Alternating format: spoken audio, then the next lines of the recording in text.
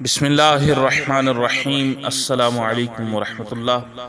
تمام معزز سامعین و ناظرین کو انفارمیشن پوائنٹ کے پلیٹ فارم پر خوش آمدید۔ سامعین و ناظرین، ہماری آج کی ویڈیو کا عنوان ہے نبی کریم صلی اللہ علیہ وسلم کے 4 وزراء کون ہیں؟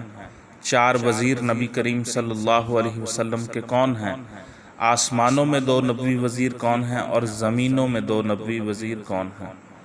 المستدرک للحاکم میں روایت مروی ہے، رحمت عالم صلی اللہ علیہ وسلم نے ارشاد فرمایا، میرے 2 وزیر آسمانوں میں ہیں اور 2 وزیر زمین میں ہیں۔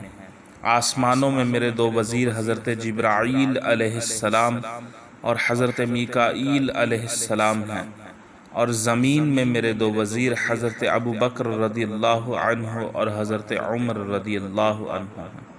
تو یہ 4 وزراء ہیں جو نبوی وزراء ہیں، اللہ کے نبی کے وزیر ہیں، 2 آسمان کے اور 2 زمین کے۔ آسمان میں حضرت جبرائیل اور میکائیل، اور زمین میں حضرت ابو بکر اور حضرت عمر رضی اللہ عنہما رسول اللہ صلی اللہ علیہ وسلم کے وزراء ہیں۔